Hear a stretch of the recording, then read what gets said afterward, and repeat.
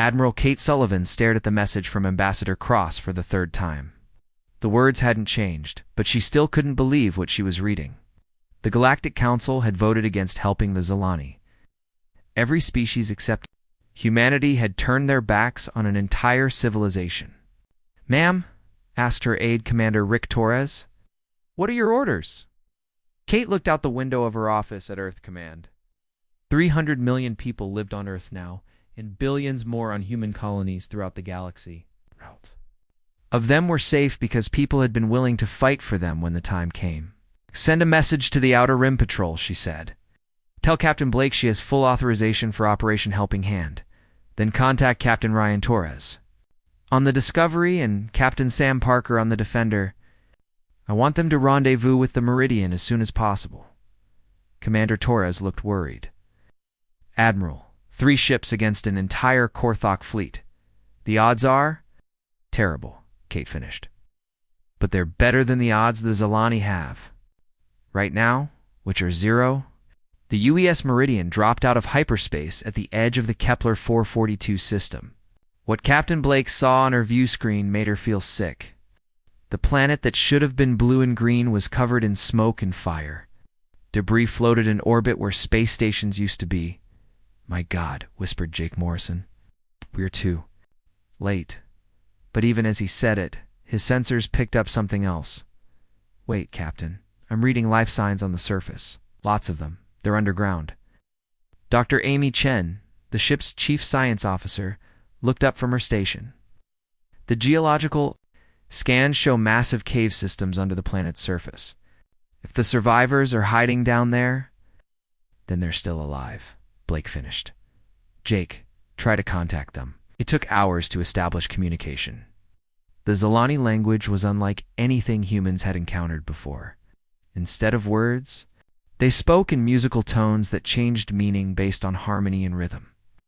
Jake worked with the ship's computer to create a translation program. But progress was slow. Finally, they made contact. The voice that came through the speakers was like a sad song played on crystal chimes. Through the translation program, they could understand the basic meaning. "Please, help us, they come back soon." Dr. Chen took over the communication system. She was the expedition's expert on alien cultures, and she had studied dozens of non-human languages. "This is Dr. Amy Chen of the Earth ship Meridian," she said slowly, hoping the translator would work both ways. "We received your distress signal. We're here to help." The response nearly broke everyone's heart. It was a sound of pure joy and relief, like a choir of angels singing. But underneath was still the fear, the voice said. "But you are only 1 ship. The Korthok have 12 ships. They return in 2 days to finish the harvest." Captain Blake stepped forward. "This is Captain Lisa Blake. We need to understand what we're dealing with. Can you tell us about the Korthok? What do they want?" The alien voice became sadder.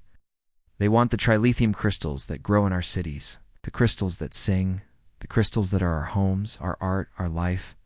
The Korthok use them to power their war machines." Dr. Chen felt a chill.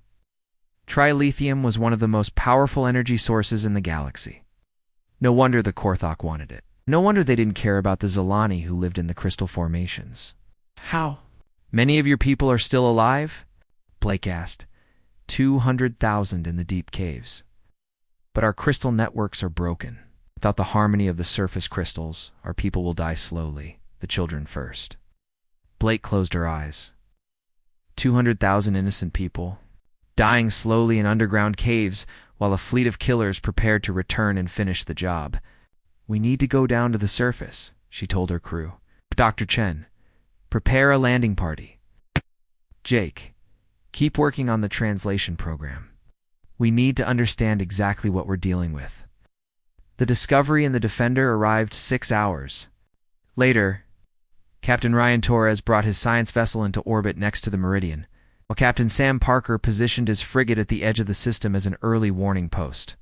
Blake, Dr. Chen, and a small team beamed down to the planet's surface. What they found was worse than the orbital scans had shown. Entire cities of crystal spires lay shattered and smoking. The ground was covered with what looked like broken glass, but each piece had been a work of art, a home, a life. Dr. Chen knelt down and picked up a fragment of crystal. It was still warm, and when she touched it, it made a soft musical note. "Captain," she said softly, "this wasn't just their city. No, these crystals were alive. The Korthok didn't just destroy buildings. They committed murder on a scale we can barely imagine." Elder Harmonious Crystalline met them at the entrance to the underground caves. She was beautiful in an otherworldly way, her crystalline body catching the light and breaking it into rainbows. But Blake could see the sadness in her movements. Here, it in the way her body made soft, mournful sounds. "Now you are the humans," Crystalline said through the translator. "We have heard of your species. Some say you are violent. Some say you are kind. Which is true?" Blake thought about the question. Both, I guess. We can be violent when we need to protect people we care about. And we care about more people than most species think we should. Crystalline led them through the caves. The underground city was amazing, but heartbreaking. Thousands of Zilani had created a refuge in the natural crystal caverns, but Blake could see they were dying. Without the surface crystal networks, their bodies were losing their light and music. "The children are the weakest," Crystalline explained, leading them to a chamber where young Zilani lay dim and quiet. "They need the harmony of the great crystals to survive. Without it, they fade away." Dr. Chen examined the children with her medical scanner. What she found was disturbing. "Captain, these aren't just getting sick. They're literally losing cohesion. Their crystalline structure is breaking down without the proper harmonic frequency." "How long do they have?" Blake asked. "Days? Maybe hours for the youngest ones." Blake felt anger burning in her chest.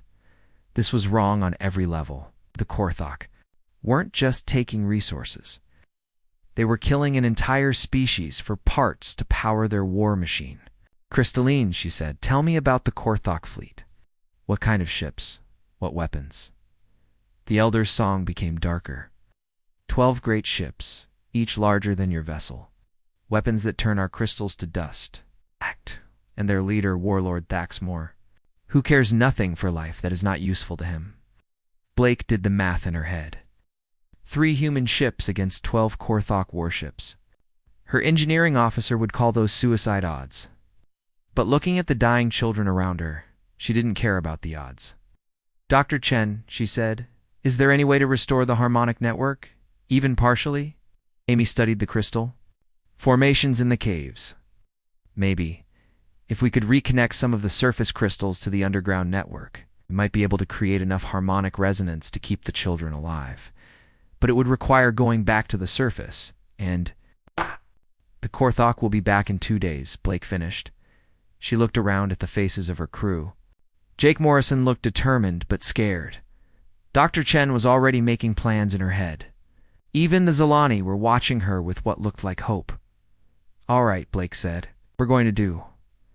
Dr. Chen, I want you to work with the Zilani engineers to see if you can restore the harmonic network.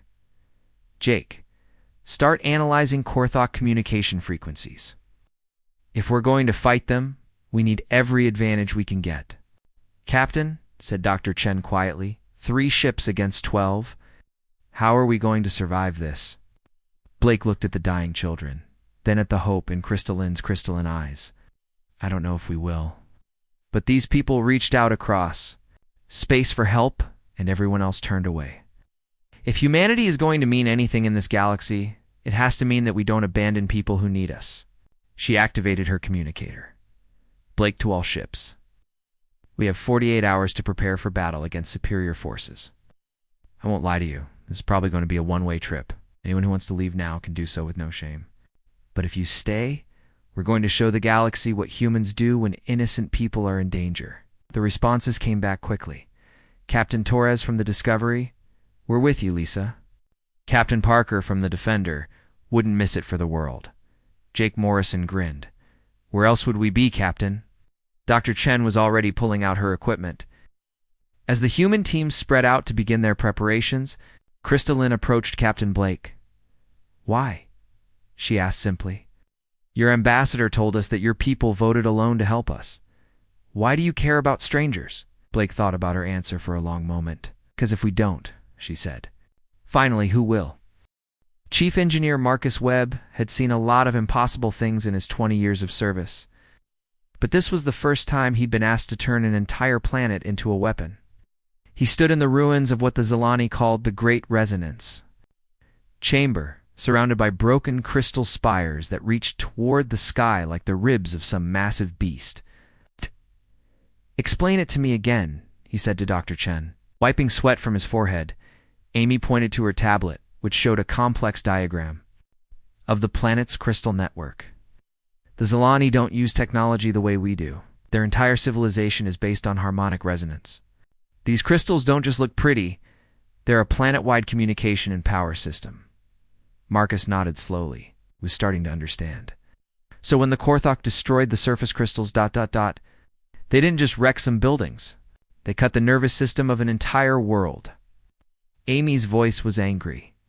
But if we can reconnect even part of the network, we might be able to use it defensively. A soft musical tone announced the arrival of Frequency of Hope, a young Zilani who had been assigned to help them. Marcus had trouble telling the crystal aliens apart, but this one was smaller than the others and seemed more curious about human technology. The deep harmonics are still strong. Frequency of Hope sang through the translator. If the broken connections can be repaired, the planet will sing again. Lieutenant Jake Morrison looked up from his communication equipment. He had been working, non-stop, for 18 hours, trying to crack Korthok battle codes. Captain Blake wants to know if we can make the crystal network into some kind of defensive screen. Marcus scratched his head. Maybe, if we can get the resonance frequency right, we might be able to create an interference field. But I'd need to tune it perfectly, and we'd only get one shot. Dr. Chen was already nodding. The Zilani children respond to specific harmonic frequencies. If we can broadcast those same frequencies at high-powered .OTE, we could disrupt Korthok electronics, Jake finished. Their ships use neural interface controls. The right frequency might scramble their systems. It was a crazy plan, but it was the only plan they had. Marcus looked around at the broken crystal city and made a decision. All right, let's see if we can make this rock sing.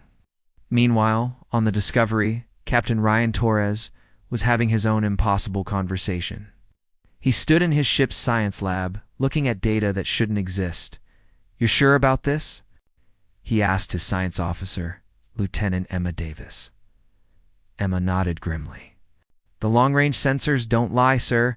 The Korthok fleet isn't just coming back to finish harvesting the trilithium. They're carrying construction equipment and prefab installations." Ow. Torres felt his stomach drop. "They're building a base." "Military staging ground," Emma confirmed. "The intelligence reports we intercepted show they plan to use this system as a launch point for attacks on the Altrorian Republic. The ethereal research stations, even some of the outer human colonies." Torres stared at the data in disbelief.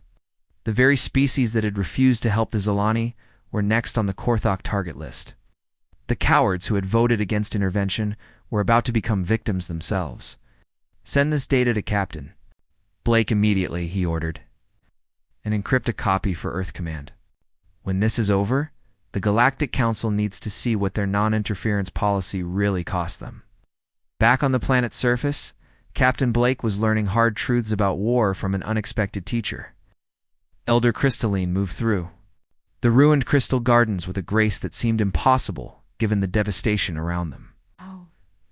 "Your people have fought wars before," Crystalline observed. It wasn't a question. Blake nodded. "Too many wars. We've learned some hard lessons about the cost of fighting, but also about the cost of not fighting." Blake looked at the elder with surprise.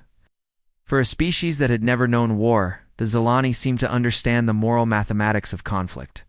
"Very clearly, yes," Blake said simply. "Sometimes the cost of not fighting is higher than the cost of fighting." They walked past a group of human engineers working with Zilani crystal shapers to repair the harmonic network. The sight would have been beautiful under other circumstances, humans and aliens working together, sharing knowledge and tools, but Blake could see the clock ticking in her mind. 18 hours until the Korthok returned. "There is something you should know," Crystalline sang softly. The Harmony Network. It requires volunteers to stay at the resonance points during activation. The power levels needed to reach your ships will be ... dangerous. Blake stopped walking. How dangerous? The harmonic cascade could shatter crystal structures, including Zilani, who are too close to the focal points. Blake felt sick. The plan to save the Zilani might require some of them to die. How many volunteers would you need? 12, positioned at the major nodes. They would have to maintain the resonance frequency manually, while your ships coordinate the attack. Before Blake could respond, a familiar musical tone announced another. Zilani approaching was Frequency of Hope, who had been working with Jake Morrison on the communication systems. I will be one of the 12, Frequency of Hope sang without hesitation. No, Blake said immediately. You're too young.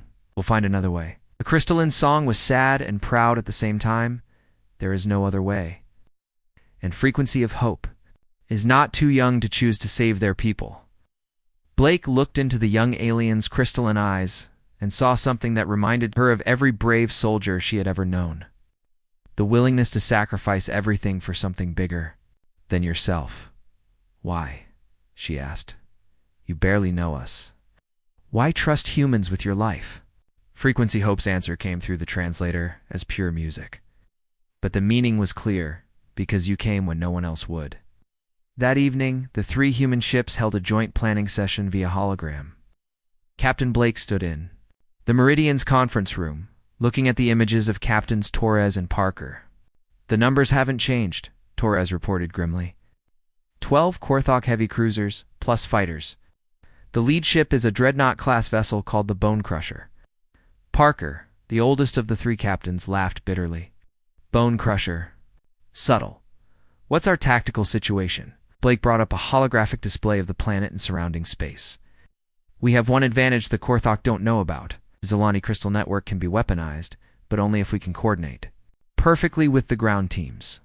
And if the resonance cascade fails, Torres asked. Then 3 human ships get vaporized by overwhelming firepower, Blake said bluntly. But if we do nothing, 200,000 Zilani die, and the Korthok get a military base to attack our allies. Parker nodded slowly. Not much of a choice, is it? No, Blake agreed. It's not. They spent the next 4 hours going over the plan in detail. The Discovery would provide technical support and coordinate with the Crystal Network. The Defender would run interference and try to draw enemy fire. The Meridian would lead the attack and serve as the focal point for the harmonic resonance. It was a plan with about 1 million things that could go wrong. As the meeting ended, Torres had one last question. Lisa, what if the other galactic powers are watching? What if they see us risk everything for a species they abandoned? Blake thought about Ambassador Cross's message from the Galactic Council, about the cowardice and selfishness she had witnessed. Good, she said finally. Let them watch. Let them see what humanity looks like when we have to choose between safety and doing what's right. The final hours before the battle were spent in desperate preparation. Human engineers worked alongside Zilani crystal shapers to repair enough of the harmonic network to make their plan possible. Dr. Chen coordinated between teams, making sure the frequencies would synchronize properly.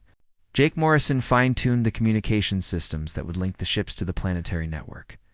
And 12 Zilani volunteers, including Frequency of Hope, took their positions at the resonance nodes scattered across the planet's surface. The Korthok fleet approached the edge of the system. Captain Blake stood on her bridge and looked out at the stars. In a few hours, they would either pull off the impossible or die trying. But either way, they would face the enemy standing up. Jake, she said quietly, send a message to Earth Command. Oh, tell them that the crew of the Meridian died doing their duty. Tell them we were honored to serve. Jake's voice was steady, despite the fear in his eyes. Yes, ma'am. Should I send it now? Blake smiled. No. Send it if we lose. If we win, we'll deliver it in person. The bridge crew managed to laugh at that, and Blake felt a surge of pride. These were good people, all of them. If humanity was going to be judged by this moment, she couldn't think of better representatives. Captain, called the tactical officer. Korthok fleet dropping out of hyperspace. 12 ships, just as reported. Blake took a deep breath. All stations. This is the captain. Battle stations. Today we show the galaxy what humans are made of. In the crystal caves far below, frequent Giavo began to sing the ancient songs of their people, preparing to sacrifice everything for strangers who had become friends. The Korthok fleet emerged from hyperspace like a swarm of angry hornets. Warlord Thaxmore stood on the bridge of his flagship, the Bone Crusher, and smiled at the sight of the 3 small human ships waiting for him. His smile showed rows of sharp teeth that had torn apart many enemies over the years. 3 ships, he growled to his tactical officer. Humans think 3 ships can stop the mighty Korthok Empire? This will be amusing. But his amusement faded when his sensors officer spoke up. Sir, the human ships are not running. They're moving into attack formation. Taxmore's eyes narrowed. He had expected the humans to flee when they saw his fleet. Instead, they were preparing to fight. Either they were braver than he thought, or more stupid. Signal the fleet, he ordered. Destroy the human ships quickly, and we finish harvesting the crystal planet. On the bridge of the Meridian, Captain. Blake watched the enemy fleet spread out across her view screen. The Korthok ships were bigger than anything in her small fleet, covered in spikes and armor that made them look like metal sharks. Tactical analysis? She asked her weapons officer. Each Korthok cruiser has twice our firepower, Lieutenant Carroll. Stone reported. The Dreadnought has 5 times our firepower. There are 12 of them. Blake nodded calmly. She had expected bad odds, but seeing them laid out like that still made her stomach clench. Dr. Chen, status on the Crystal Network. Amy's voice came through the intercom from the planet's surface. All resonance nodes are active. The Zalani volunteers are in position, but Captain, the power levels we need, some of them won't survive. The Cascade. Blake closed her eyes for a moment. 12 brave Zalani were about to sacrifice their lives so humanity could have a chance to save their people. The weight of that responsibility was almost crushing. Jake, are we linked to the planetary network? Yes, ma'am. Frequency of Hope is coordinating the harmonics from the primary node. When you give the word, they'll begin the cascade. Blake looked around her bridge at the faces of her crew. They were scared she could see it in their eyes, but they were ready. These people had volunteered to fight impossible odds to save strangers. She had never been more proud of her species. Ships, this is Blake. Execute Plan Harmony. The battle began with Captain Parker's Defender racing straight at the Korthok fleet. The old frigate was outgunned and outmatched, but Parker flew her like a fighter. Diving between the enemy ships and drawing their fire away from the other human vessels. Come on, you ugly bastards, Parker shouted over the comm. Is that all? You've got Korthok plasma bolts, lit up space around the Defender, but Parker's ship was fast, and his crew was skilled. They weaved through the enemy fire like dancers, their weapons targeting enemy sensor arrays and communication dishes. Meanwhile, Captain Torres brought the Discovery in from the side, using his science vessel's advanced sensors to coordinate. With the crystal network below, Dr. Chen, I'm reading massive energy buildup in the resonance nodes. Whatever you're doing down there, it's working. On the planet's surface, 12 Zalani volunteers had begun to sing. Their voices created harmonies that resonated through the crystal formations, building power like a musical instrument being tuned to perfection, if one see. Hope stood. At the center of the formation, a crystalline body, glowing brighter and brighter as the energy flowed through them. The sound was beautiful and terrible at the same time. As the harmonic cascade built toward critical resonance, cracks began to appear in the crystal structures around the volunteers. They were literally burning themselves out to power the planetary defense system, but they kept singing, Captain Blake. Brought the Meridian straight toward the enemy flagship. It looked like a suicide run, and maybe it was. The Meridian wasn't trying to ram the Bone Crusher. It was trying to get close enough for the harmonic cascade to reach maximum effect. Range. To target, Blake called out. 5,000 kilometers in closing, replied Lieutenant Stone. Dr. Chen, we need that cascade now. Amy's voice was strained with effort. 30 seconds. The resonance is almost at critical frequency, but 30 seconds was a long time in space combat. The Korthok ships had focused their fire on the Meridian. and Blake's ship was taking a beating. The shields were failing, and hull breaches were already being reported on decks 3 and 7. Then disaster struck. A lucky shot from a Korthok cruiser hit the Defender's engine room. Parker's ship spun out of control, atmosphere venting from multiple hull breaches. "Sam!" Blake shouted into her communicator. "Sam, report." Parker's voice came back weak but determined. "We're done for, Lisa. Engines gone, life support failing. But we're not finished yet." Blake watched in horror and pride as the Defender changed course. Instead of trying to escape, Parker was aiming his dying ship directly at the nearest Korthok. "Cruiser, it's been an honor serving with you all," Parker said calmly. "Tell my wife I love her." The Defender hit the Korthok cruiser at full speed. The explosion lit up space like a new sun, taking both ships with it. But Parker's sacrifice had bought them precious time. Harmonic cascade at maximum power. Dr. Chen reported, "Initiating now." The planet below them began to glow. Every crystal formation on the surface lit up like a Christmas tree, and the harmonic frequency built to a crescendo that could be felt even in space. The sound was beyond human hearing. But somehow Blake could feel it in her bones. Then the cascade reached the Korthak fleet. The effect was immediate and devastating. The aliens' neural interface systems, which controlled everything from weapons to life support, started to malfunction. Ship after ship began to drift out of formation as their crews lost control of their vessels. "Direct hit on the enemy flagship!" Lieutenant Stone shouted. "Their shields are down!" But the victory came at a terrible cost. On the planet's surface, the 12 Zilani volunteers were paying the ultimate price for their world's defense. By one? Their crystalline bodies shattered under the strain of channeling so much. Harmonic energy, frequency dash hope, was the last to fall. Through the communication link, Jake Morrison could hear the young Zilani's final song, a melody of hope and sacrifice that would haunt him for the rest of his life. "They're gone," Jake whispered. "All 12 volunteers, they're gone." Felt tears on her cheeks, but there was no time to mourn. The harmonic cascade had disabled most of the Korthok fleet, but Warlord Thaxmore's flagship was still operational. The Bone Crusher was fighting its way clear of the interference. Its massive weapons turning toward the Meridian. "All power to weapons," Blake ordered. "This ends now." The two ships closed on each other like ancient gladiators. The Bone Crusher was bigger and more heavily armed. But the Meridian had something the Korthok ship lacked, a crew fighting for. Something greater than themselves. The space between the ships filled with weapon fire. Both vessels took terrible damage, but neither would yield. On the Bone Crusher's bridge, Warlord Thaxmore roared with fury as his ship's systems failed around him. "Impossible," he snarled. "We are Korthok. We do not lose to inferior species." They were losing. The harmonic interference was still disrupting their systems, and the human ship was fighting with desperate courage. When the Meridian's final torpedo struck the Bone Crusher's bridge, Thaxmore's last thought was of disbelief. How could these emotional, primitive humans have defeated him? The explosion that destroyed the Korthok flagship marked the end of the SD battle.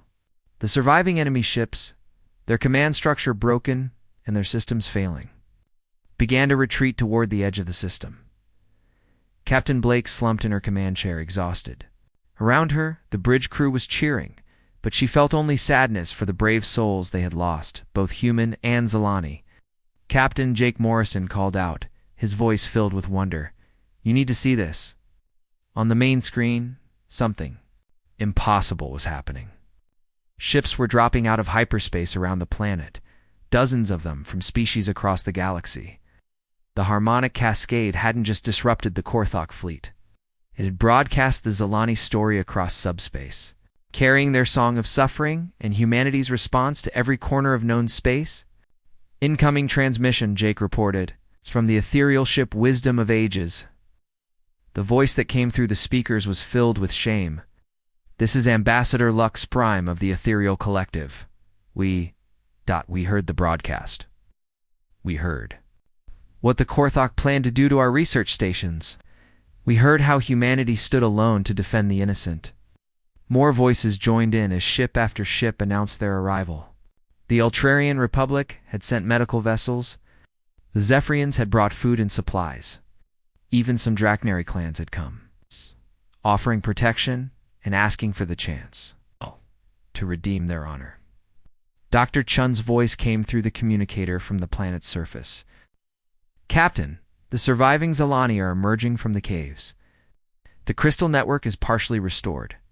The children are going to be all right. Blake closed her eyes and felt the weight of command lift from her shoulders. Had done it. Against impossible odds, with terrible losses, they had saved an entire species. Jake, she said softly, send a message to Earth Command. Tell them the mission was successful. Tell them the galaxy heard our answer. What answer? Is that, Captain? Blake looked out at the fleet of ships that had come too late to fight, but not too late to help rebuild. That when someone cries out for help, humanity answers, always. 3 months after the Battle of Kepler 44b, Ambassador Helen Cross stood. Before the reformed Galactic Council, chamber looked the same, but everything else had changed. Once there had been empty seats and disinterested faces. Now, every species in the galaxy had sent representatives. The reason was simple. The harmonic broadcast had reached every corner of known space, carrying with it the true story of what had happened. The galaxy had heard the Zalani's cry for help, humanity's lone response, and the Korthok plans to attack the very species who had refused to intervene. Helen looked around the chamber with calm eyes. She felt no anger anymore, only a deep sadness. For all the suffering that could have been prevented, honorable delegates, she began, her voice carrying clearly through the chamber. 3 months ago, you voted against helping the Zalani. Each of you had your reasons. The Drachnary said it wasn't your problem. The Ethereals said your research was more important. The Ultrarians said non-interference was policy. The chamber was silent. Helen could see shame in many of the faces looking. Back at her, we now know that the Korthok Empire had targeted your worlds next. The research stations of the Ethereals, the peaceful colonies of the Ultrarians, even the home systems of the Drachnary clans. All of you would have faced the same fate as the Zalani, and you would have faced it alone. The ethereal ambassador spoke first, his energy form flickering with what might have been emotion. Ambassador Cross, we cannot undo our failure. But we wish to make amends. The Ethereal Collective offers our most advanced medical technology to help rebuild Zalani society. The Ultrarian representative, her blue skin pale with shame, added, the Ultrarian Republic formally apologizes for our inaction. We offer our engineering cores to help rebuild the crystal cities. One by one, the other species offered aid and asked for forgiveness. But Helen noticed that some delegates remained silent. The merchant lords, who had calculated that helping the Zalani wasn't profitable. The hegemony of Sarn, who had said the weak deserved whatever happened to them. What about you? Helen asked, looking directly at the merchant lord's representative. Do you have anything to say? The mechanical voice was defensive. The merchant lords maintained that our analysis was correct. Military intervention was expensive and offered no profit. We see no need to apologize for sound business decisions. Helen nodded slowly. What's your analysis of the Independent Defense Coalition? The chamber stirred with interest. The IDC was the new organization that had formed in the wake of the Zalani crisis. Dozens of species had joined, pledging to protect worlds that the major powers ignored. Humanity had become the backbone of the coalition, but they were no longer. Alone, the IDC is inefficient, the merchant lord's representative replied. Too many species, too many competing interests. It will collapse within a year, Helen smiled. That's interesting, because the IDC has already prevented 3 genocides and stopped 2 illegal mining operations. Their membership is growing. Every day. She activated a holographic display showing star charts. Red dots marked worlds that had been saved by IDC intervention. There were dozens of them. The Korthok tried to attack the ethereal research station at Sigma Draconis last month, Helen continued. But the IDC fleet was waiting for them. 3 human ships, 2 Zephyrian cruisers, and an Ultrarian medical vessel.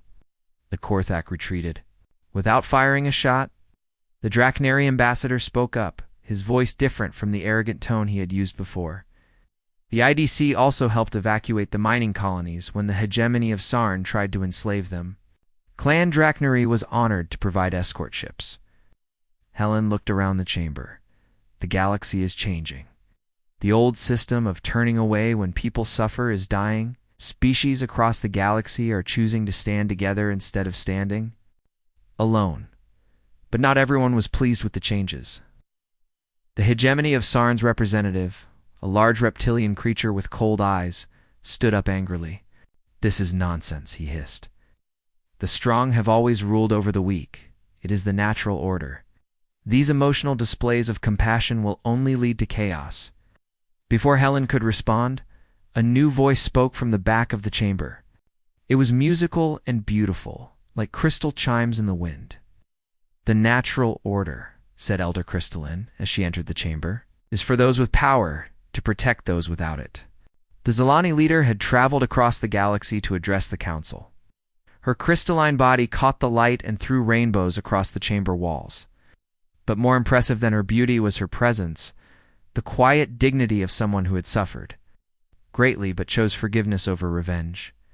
"My people were dying," Crystalline continued, her words translated into every language in the chamber. "We called out for help, and only one species answered. Not because they had to, not because it was profitable, but because it was right." Look directly at the hegemony representative. "You say the strong should rule the weak. But true strength is not in taking what you want. True strength is in protecting those who cannot protect themselves." The chamber erupted in discussion, but Crystalline raised her hand for silence. When she spoke again, her voice carried across the room like a song.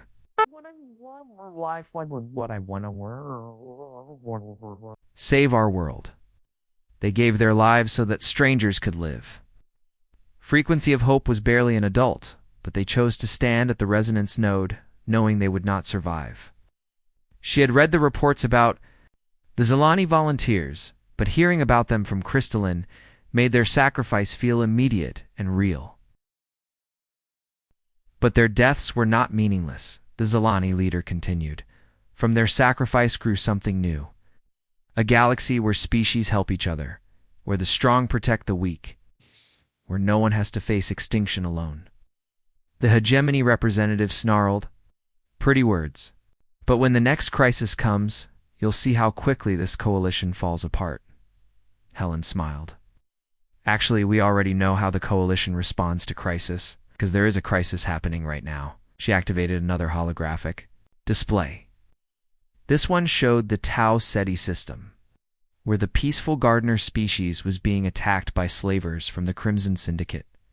"The IDC fleet is already en route," Helen announced. 15 ships from 8 different species, led by the UES Meridian under Captain Lisa Blake.